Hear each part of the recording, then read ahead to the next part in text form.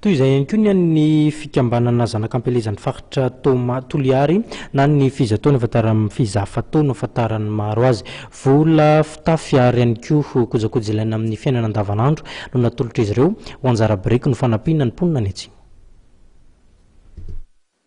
Nanangona vola mitetina 7 tapitrisa ariary fa 2 taonina voamaina 240 kilao ary akanjo friperie 500 gony ny fikambanana zanak'ampelezan'ny faritra Toliary na ny fizafatao ho fandraisana anjara amin'ny fanampiana ireo traboina ao atsimo.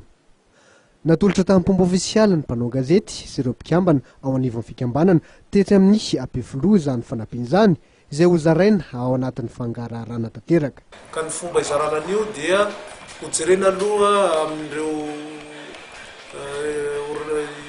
acteurs izay efa anatoerana hoe iza no tena voamafy en terme de pourcentage ny tiana ho tenena eto dia iza kosa no efa nahazo fanampiana ohatrany ahoana dia arakarak'izay no hoentin'ny fikambanana manao mizara ny andraikiny.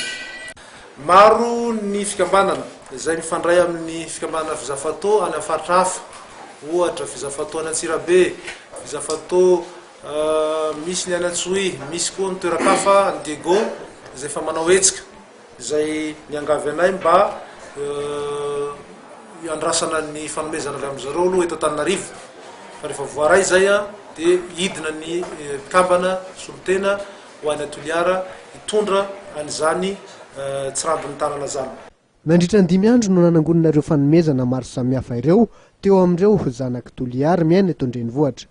Isan'ny azo tombotsoa amin'ny fanampiana ireo trabona ao Toliary, Sakara, Betioky ary Morombe.